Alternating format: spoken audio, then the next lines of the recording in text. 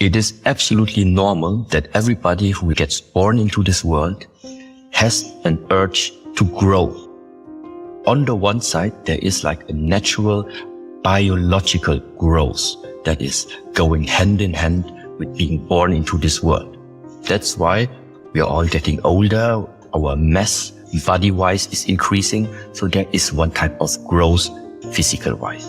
But more importantly, there is also that very deep-rooted wish. Either it comes from your heart, or it might come from your mind as well, or it might come from your soul. It doesn't matter how you name it, but I think there is something very, very innate inside of us that wants to expand as well, that wants to elevate itself during this lifetime. This elevation can mean you want to elevate financially. So it's possible in this world. You can dedicate your lifetime if your emphasis is you want to elevate your financial status. At the same time, you can also elevate in terms of influence, meaning elevate in terms of power that you have. Power that you have over other people, power that you have over other countries, power that you have in terms of how can you adjust your surroundings according to what you would like to do. So an elevation of influence, an elevation of power. There are many, many different ways how you can elevate yourself in this world. But many and the majority of these things that are known to humankind right now, how we are able to elevate ourselves, all of them carry one problem. And the problem is that in the moment where you are elevating financially, where you are elevating influential-wise or power-wise or manipulative-wise, all of these elevation stages, they all go on the cost of someone. So your elevation is because somebody else is suffering. Let's make it like this. There is only one type of elevation which doesn't have it. And this is the elevation when you are focusing your lifetime in making you elevate as a human that has a heart. A human that has a heart with a loving nature towards the world you are living in. Because when you are elevating yourself in this type of way, there is no downside to it. Because your elevation in terms of spreading, let's say some people call it love, but this type of elevation will have as a result that you are starting to generate compassion. The compassion that your elevation is something you wish for all other beings in this world to experience as well. Okay, so that is it. That's the bottom line after my 30 years of making Kung Fu, making all these thousands of talks. This is the bottom line. Everyone in this world can figure out for him, herself, in what do you want to invest your lifetime in. But there is only one thing that eventually, on a large scale, does not have a downside because there is no separation involved into this type of growth. And this is the one when you are focusing on building up your character, building up your loving heart, building up the understanding for the people around you. So you are including your life, your perspective of life is based on inclusiveness. That's what it is. You're not going to find the truth by studying scriptures. You're not going to find the answer to your questions by reading about them or by watching them on the screen. This is not where the answers are going to appear. He said, if there is a truth that can be understood in our lifetime, it must be a truth that is understandable just right now, regardless of what you are doing. So his emphasis was, we need to find the state of being free of suffering in the here and now, in the moment.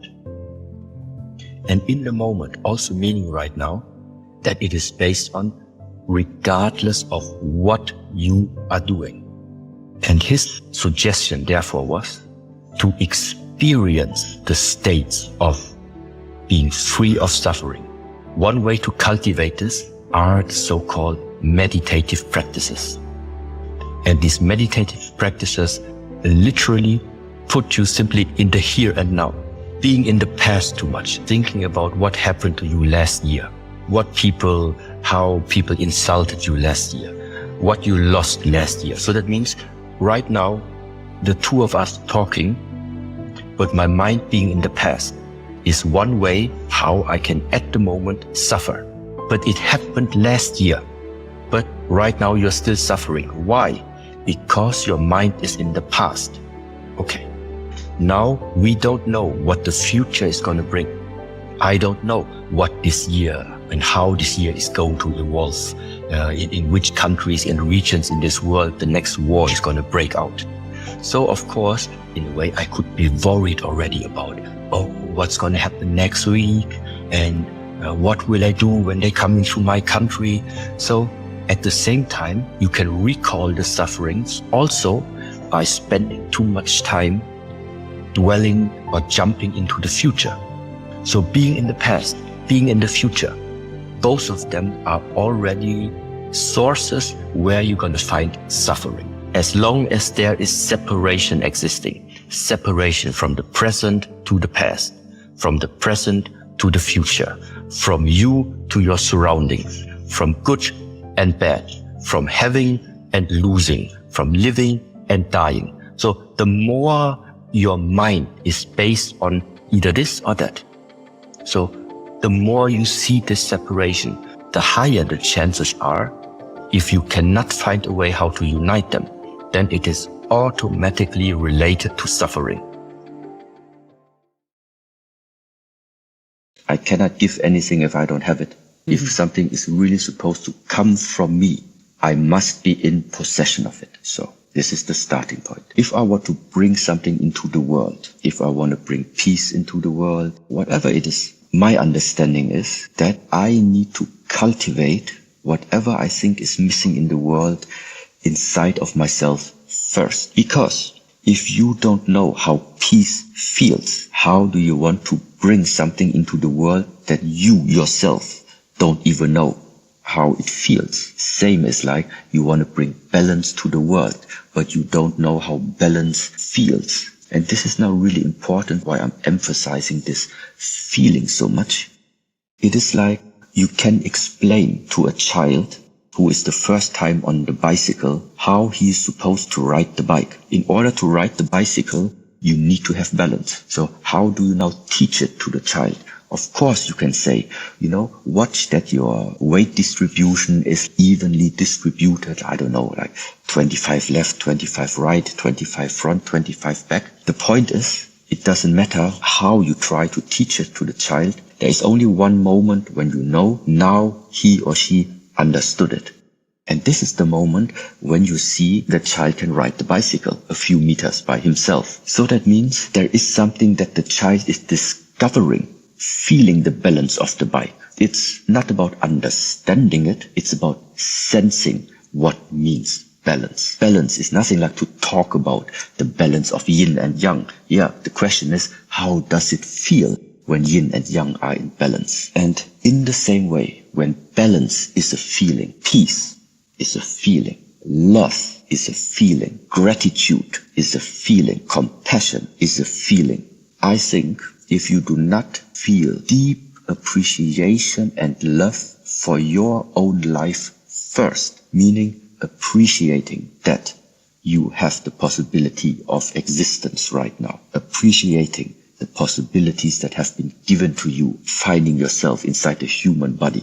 This type of love of life, I think, is the first step. First, you must love this. And because I love this, and then I watch out and I see somebody, he doesn't love himself, he hates life. This is why I feel in a way sorry that this person hasn't discovered it yet, the beauty of life, the beauty of existence. And out of this view that I see, there are people suffering because their perspective is not properly adjusted yet. This is why I think compassion arises. And that means for me, the teachings, whatever teaching it is, Buddhist teaching, Taoist teaching, first it's important to bring the light out of yourself. Only then you can be the guide and the light for others. If you are not shining, well, then we all go into darkness together. So therefore it's important that compassion is absolutely a quality which would help big time. But only if you for yourself have first of all understood that it still starts with the love, appreciation, respect, and being careful about your own life in the first place. You must feel well. Your body must be well. Then it's able that life can flourish through you. Then it is possible to discover how great actually this possibility is that you have. And then because you fall in love with life, that's why you wish that everybody more and more also starts to see the greatness of what we actually have. And this is for me the source of compassion.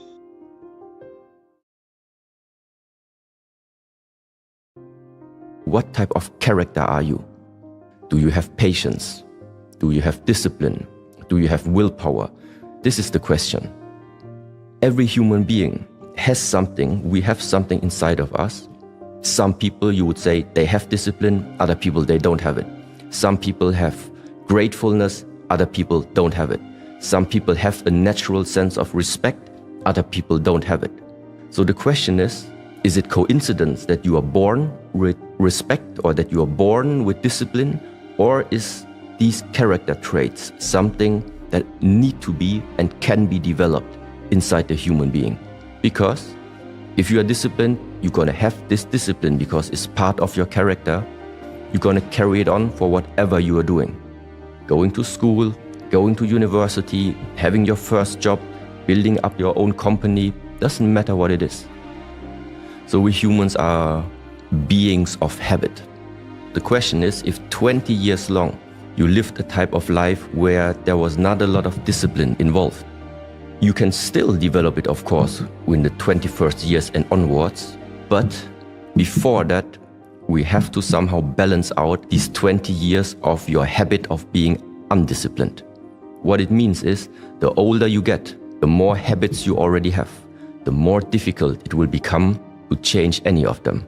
This is why starting as early as possible is the easiest way to program yourself, condition yourself in the right direction of what type of habits, what type of thinking patterns you would like to develop in yourself.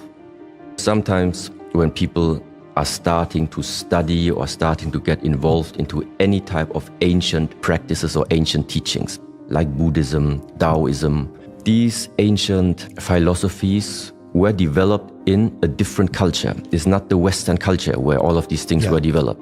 So of course it means that the language, the words, the pictures that are being transmitted are based on the culture for what it was developed. Here in the Western, very often you want proof and you want to have science as the one that is the truth. People believe numbers, people believe the science and all of this. And therefore, one very important thing, if you believe in science, then you maybe just listen right now what the scientists maybe say about their observations about this universe, which means that all the matter, everything that we humans see, the planets, the stars, the galaxies, what we see is 0.1% of what is there. Yeah, that's true. Okay? So what does it mean? It means 99.9%, or let's say the majority of existence, you don't see. Yeah. So how can you as a human being say you know anything? There is a time when a child is born, he has no words in his mind. He doesn't know anything. When the child looks at the tree, now I said the word already, but when the child looks at that, it's there, it's obvious, there is something. But when does this something become a tree? Before he gets the information put in the mind of the child that this is a tree, the child still looks at that, whatever it is. Yeah. It is only a tree because somebody is telling you it is a tree. Without somebody telling you a name for this, it is still there, it is out of doubt, it is in existence, it is not an illusion, it's real. everything that we start to learn in this lifetime, from somewhere we learn to label everything. Labeling. And this is the moment where the openness, the curiosity of whatever it is, it's just there, it is. But this labeling of giving everything a name, this is the reason why things along the line get restricted. Because we start to think in categories. This is good, this is bad. And it is useful for communication amongst people. But on the other side, in another state of being, in another perspective of looking at this lifetime, sometimes it's really not necessary to use words, because the words, any words, never describe what it is. It never describes what it is. The only reason we call this one right now table, because it is commonly understood and defined as table. If right from the beginning we would have said this is not called table, it's called chair, then today we would call this chair. So it's not a table, it's not a chair, it is just something we label it as. What is it in essence? In the moment we are labeling something. Labeling meaning you give something a word. If I say, look at the glass, we know where to look because this one we have named glass. Yeah. But why do you know where to look? Because this glass at this very moment is something else than everything it's surrounded of. So by using words, what we are doing is we're separating. Every word is defining a form. It is defining a shape. In the moment something has a form, something has a shape, there is something inside the form, there is something outside the form. You are separating. This existence is not separated.